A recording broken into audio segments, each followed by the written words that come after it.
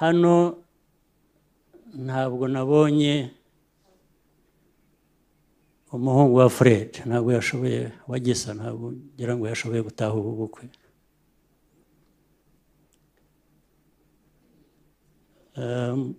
Mumbwirire ko yarakwiye kuba ari hano, yarakwiye kuba ari mu gihugu. Igihugu se n'abandi twese twaharaniye, twaba twarakibonye.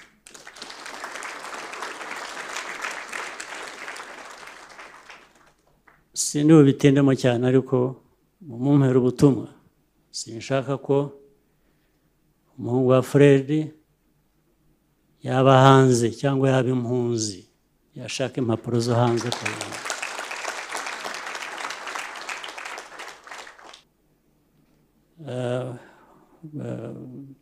Jeannette, ntabwo nifuza ko umuhungu wa Gisa yaba hanze, keretse ari uko yabihisemo, hari impamvu, ntawe nabuze guhitamo uko ashaka. Akwiye kuba mu Rwanda, cyangwa se akagira uburenganzira kujyana no kugaruka mu Rwanda, ntazashaka ubuhungiro hanze.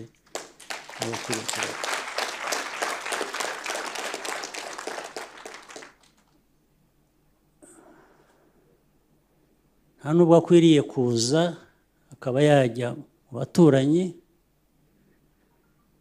agasubira yatageze mu Rwanda. Ntabwo ari byo, ntabwo bikwiriye.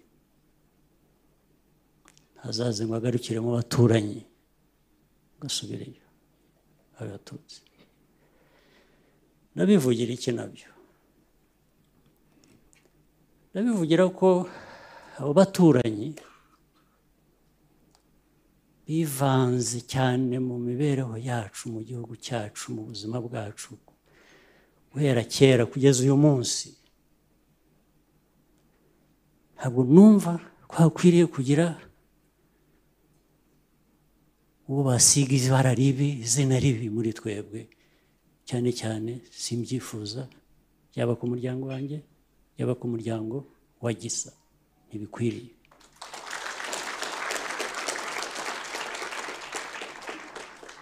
Hari ibintu byinshi bivugwa,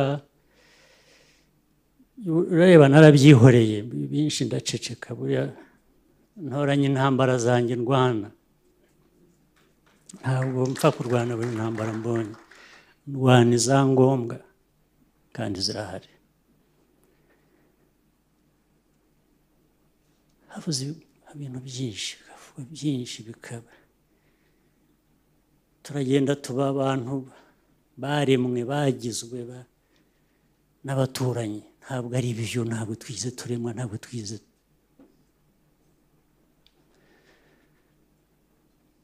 Ntabwo ari byo, ntabwo ari byo.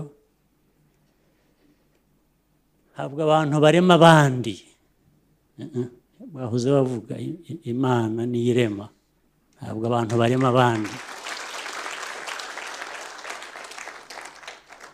Ntabwo twaremwe n'abaturanyi, nta nubwo baturemeye. Magasusuruko karasesekaye giye gusura ngumwana nkunda. Mwiriwe mwese. Ubwa mbere na mbere ndabanza gushima Imana yatugejeje kuri uyu munsi, bikaba byabereye no mu gihugu cyacu. Imana ihimbazwe cyane. Icya kabiri, ndashimira Marvin na Teta baduhuje hano. Mwakoze, muri abana beza. Ndashimira n'umuryango wa Kamanzi watwakiriye. Mwakoze cyane. Ndashimira cyane Nyakubahwa Perezida wa Repubulika na madamu we n'abandi bashyitsi bose baraha. Mwakoze kudutahira ubukwe. Ndagira ngo mumfashe gushimira Nyakubahwa Perezida wa Repubulika na madamu we ku ruhare bagize ku muryango wacu uko bikomeye cyane. Aba bana bashoboye kwiga ntacyo babuze, mwarakoze, ndabashimiye mbikuye ku mutima. Hanyuma ndashaka guha ijambo nyakubahwa Perezida wa Repubulika wabaruza kugira icyo avuga nk'inshuti ya best friend.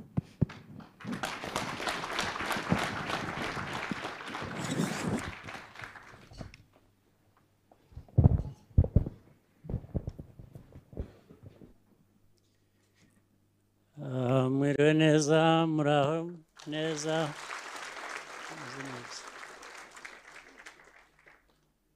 kubera ko icyumba giteye sinzi uko ndi buhagarare neza ku buryo ntageze abo ntera umugongo. Urakoze Jeannette kumpa ijambo.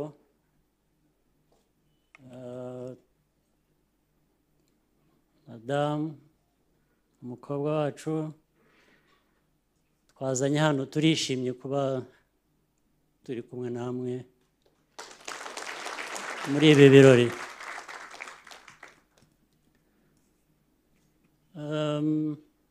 Ikidushimishije ni impamvu nyinshi.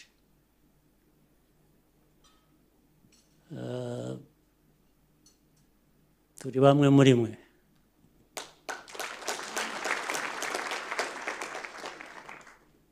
Bikagira n'amateka maremare. Icya mbere kambanze nshimire Teta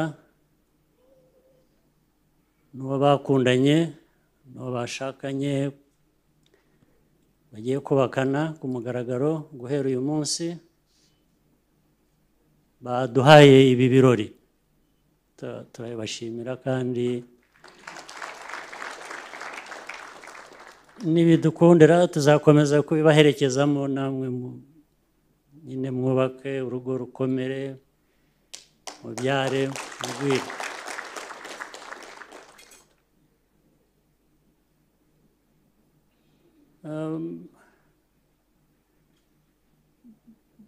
Teta ni nk'umwana wacu nk'uko dufite abandi.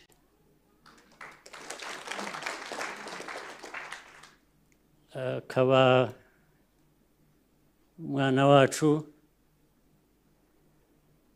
kubera ko ari umwana wa Gisa na Jeannette.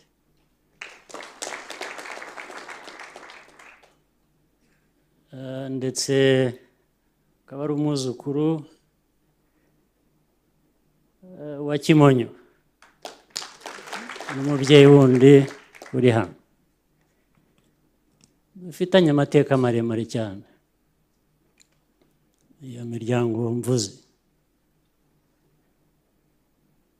Ntabwo rero ari ibyo twahuriye aha n'aha, bifite amateka maremare aho bikomoka, ndetse bikagera aho bikivanga kubera ko amateka maremare dufite. Ngira ngo umubyeyi wa Gisa ari hano arabizi. Bashobora kuba hari n'abandi wenda baje hano babizi. Byivanze ku buryo wavuze ati ndetse kuba ibirori biri hano mu Rwanda,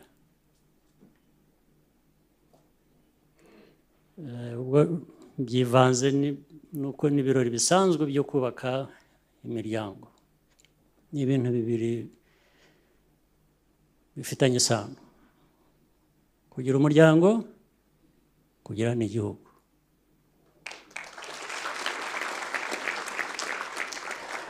Ku by'igihugu, ngira ngo nyina ubyara Fred arabizi. Kera tukiri abana batoya, jye na Fred bato cyane,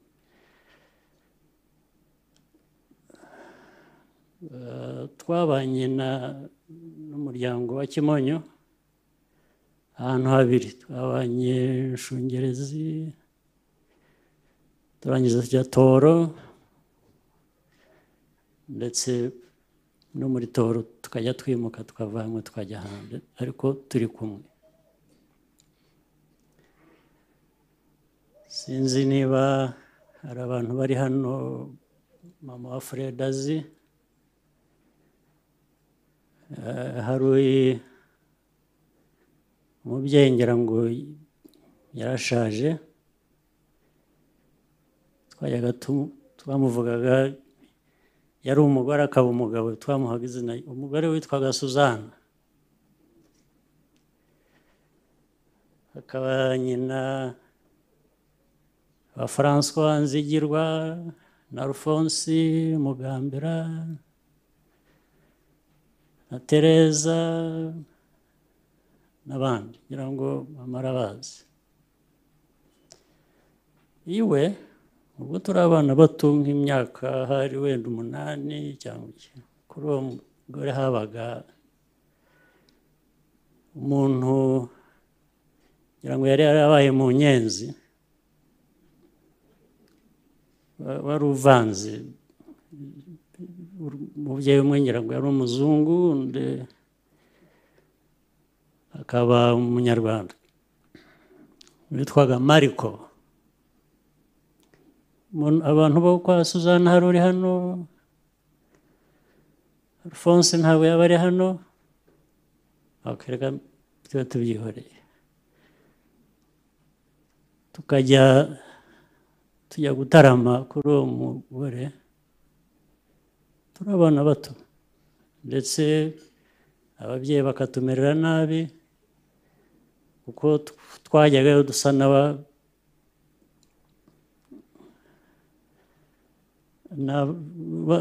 batumereraga nabi ko bavuga ko twazerereye, twagiye mu mihana, ariko twabaga twajyanywe n'uwa Mariko.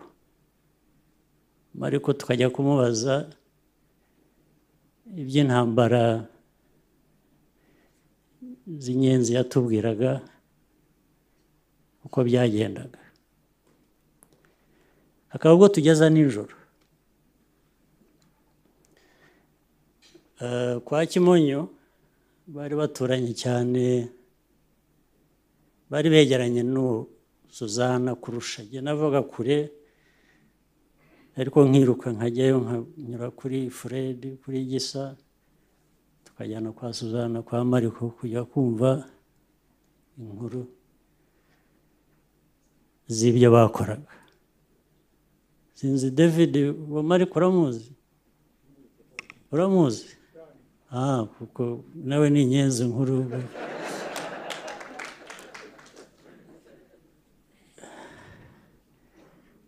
Rero ibyo ndagerageza no gutinda cyane, ndaza kubicamo bugufi. Ayo mateka turi aho dufite imyaka 8, 9, 7, sinzi uko twumvaga, bikaba byaravuyemo icyatugejeje hano uyu munsi.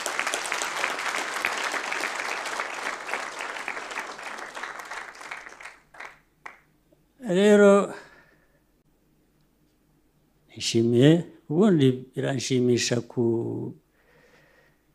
gutaha ubukwe bw'abana nk'aba batoya b'Abanyarwanda, biyubaka, bubaka amago, bubaka ingo, ndetse bikavamo no kubaka igihugu muri rusange. Ariko ibi ngibi bifite uwo mwihariko.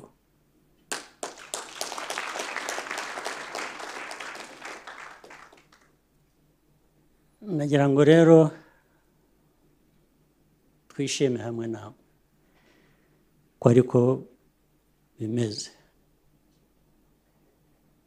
Ariko ndakomeza mbihe n'andi mateka.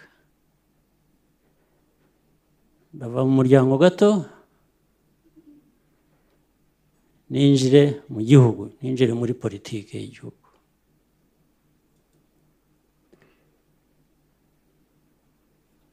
ndanabivugira impamvu zimwe nazo ndazisobanura. Teta, ndagutuma ndi butume Jeannette ndetse ndi butume na nyogokuru. Hano ntabwo nabonye umuhungu wa Fred, ntabwo yashoboye, wa Gisa, ntabwo ngira ngo yashoboye gutaha ubu bukwe.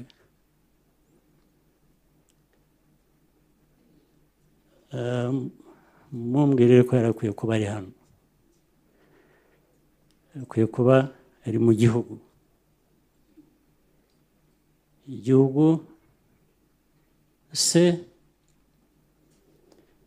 n'abandi twese twaharaniye, twaba twarakibonye.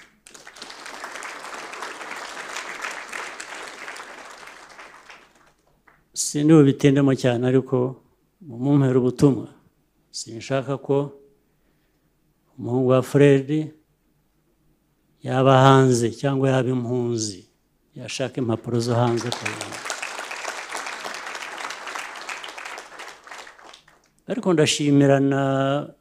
ndashimira Teta,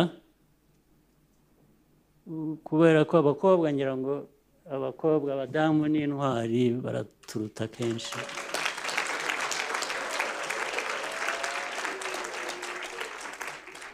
We yagumye hano, none hashakiye n'urugo.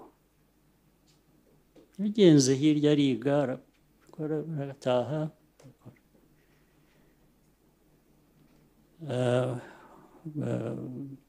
Jeannette, ntabwo nifuza ko umuhungu wa Gisa yaba hanze, keretse ari uko yabihisemo, hari impamvu, ntawe nabuza guhitamo uko ashaka. Akwiye kuba mu Rwanda, cyangwa se akagira uburenganzira kujyana no kugaruka mu Rwanda, ntazashaka ubuhungiro hanze.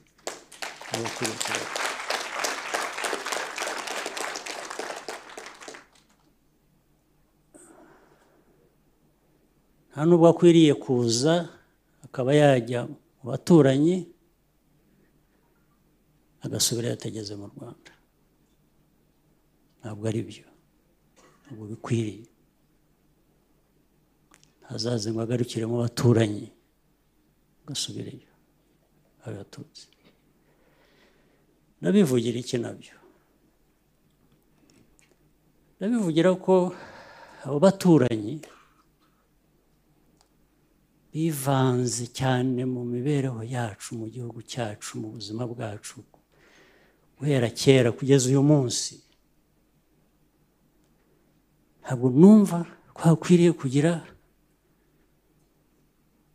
uwo basiga ibara ribi, izina ribi muri twebwe. Cyane cyane simbyifuza, yaba ku muryango wanjye, yaba ku muryango wa Gisa. Ntibikwiriye.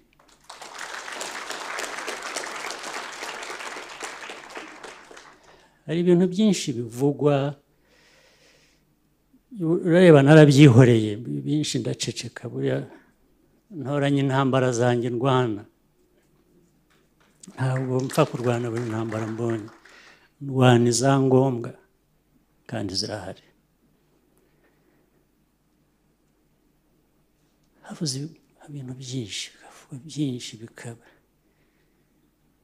turagenda tuba abantu baremwe, bagizwe n'abaturanyi. Ntabwo ari byo, ntabwo twize turemwa, ntabwo twize.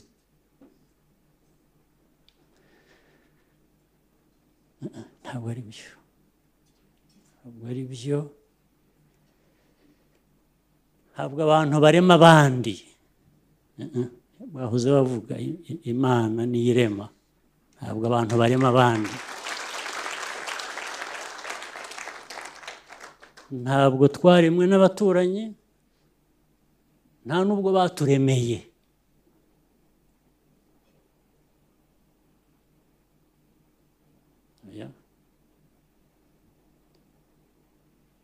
ntambara tunyuzemo, igihugu akaga kinyuzemo,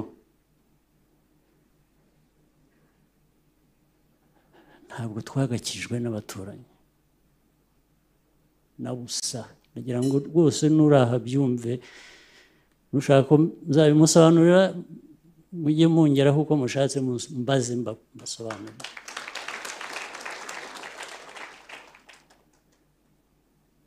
Kubera ibyo rero, ibyo bibazo bimwe mvuga bitwara abantu hanze,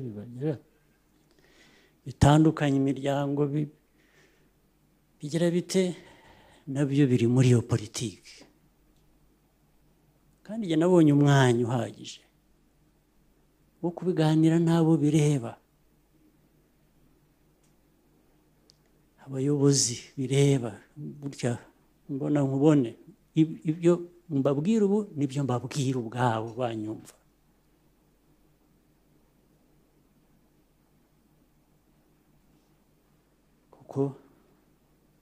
kuko nababwiye twarimwe n'Imana, ntabwo twarimwe n'abantu.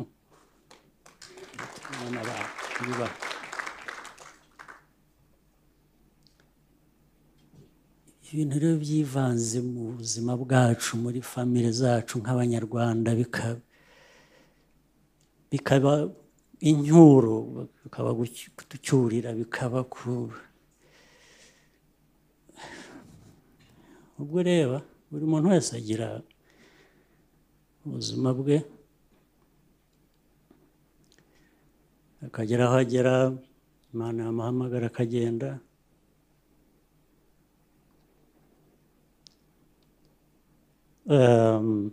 Ntawe uzi aho bajya bagenda. Abantu benshi bavuga Imana bakayemera, ndetse bakavuga ko turi hafi kuyisanga, wamubwira utari ko wagiye akatereka agasubira inyuma. Ntawe ushaka kugenda, ariko kandi bavuga ko aho tujya, ariko aho reka mbe mbyihoreye, ariko jya aho nzagendera, nzagenda nishimye.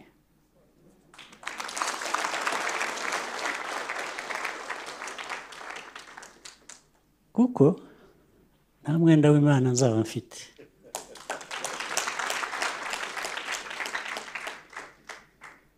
Usibye noneho w'Imana ko ari ukomeye, nta n'umuntu wundi usanzwe mfite.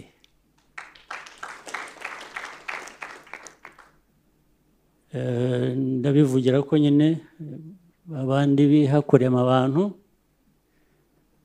ntabwo ndi mu barimwe n'abantu. Iyo politiki rero yagiye ikavanga, ikazamo gucyurirana, ikazamo gusebanya, ikazamo gutukana, ikazamo u Rwanda kuba yibwira ngo ni abantu ku bandi, ni umuntu ku wundi gusa, ariko uburemere bwabyo ni uko ni igihugu kiba kivugwa. Iki gihugu cy'u Rwanda n'Abanyarwanda ntabwo barimwe n'abaturanyi, ntabwo twabeshejeho n'abaturanyi, ntabwo intambara twarwanye abantu bamennyemo amaraso bagatakaza ubuzima, ntabwo ari undi wabidukoreye. Iyo beza kuba ari undi wabidukoreye akabiduha, nta bantu tuba twaratakaje, nyine tuba turi kumwe nabo hano, natwe baba bari hano uyu munsi. Nibo rero bagenda bagashuka abantu, bagashuka abana, bagashuka abantu bakuru, bakabasezeranya ibyo bazabagira, ndetse bakarenga bakabasezeranya ibyo bazabagira hano mu Rwanda. Ntibishoboka, ntabwo byakunda. Nta wundi utari umunyarwanda wagena icyo u Rwanda rwaba, ntibishoboka.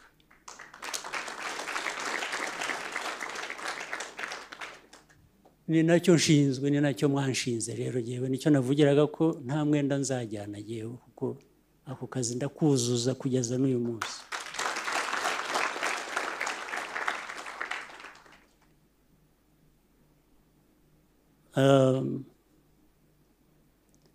Nicyo navugiraga ngo ndatuma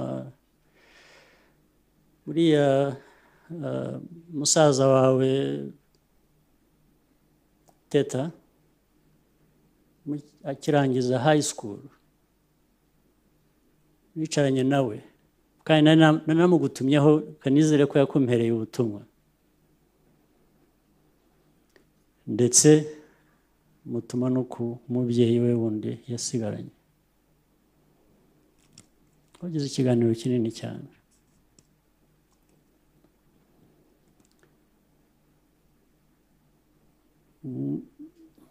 Nk'umwubaka nk'umwana mutukura kugeza igihe nyine ubwo yarangije high school agiye kujya muri university.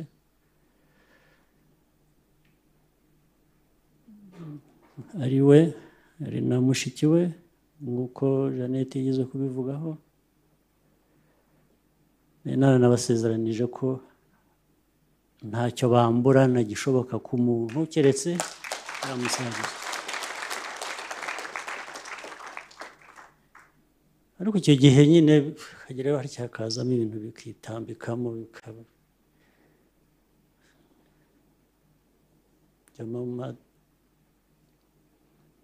amatiku maremare, amagambo maremare nyine aturutse hanze hirya no hino.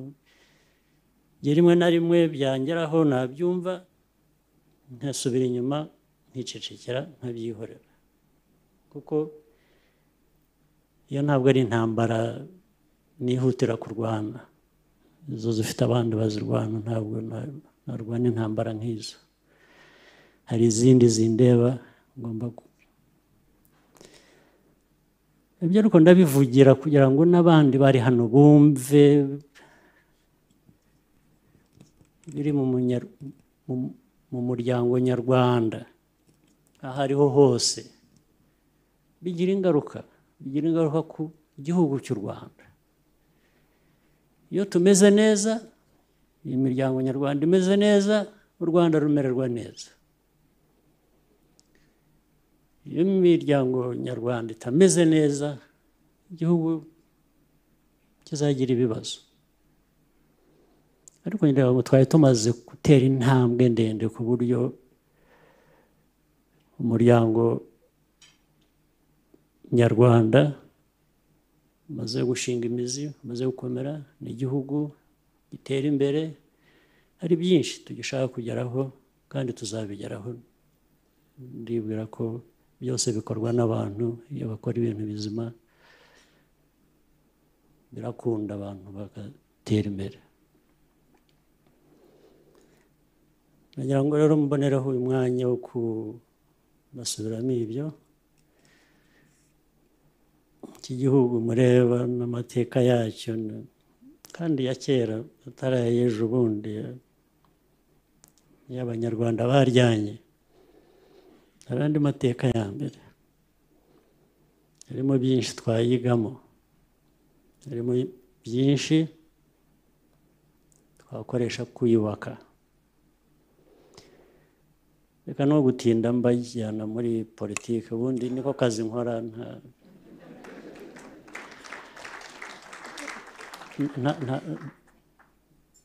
Hano twaje gushyigikira abana bacu, twaje kubagira inama, turabakunda, turabaherekeza, tuzabaherekeza mu buryo bw'imyubakire n'ababyeyi banyu. Navuze cyane Teta Marvin, sinamuvuzeho cyane, na Sokubyara Kamanzi, ariko ubwo nawe ni umuryango umwe nyine, uvuze mu buvuzi ubundi ubwo ngira ngo nawe yumvise. Rero sindi buvuge byinshi byo kubashyigikira, ariko tuzashaka icyo twashobora mu mikoro yacu atari make.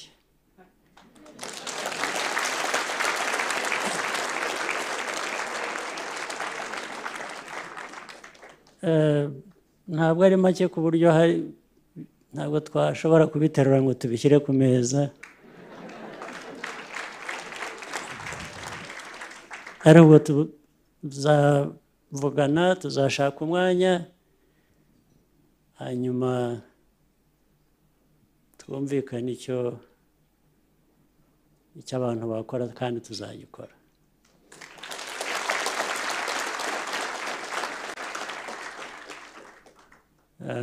Rero numva nta kindi nibagiwe. Jeannette, twifatanyije nawe, amateka nayavuzeho, amagambo arambuye,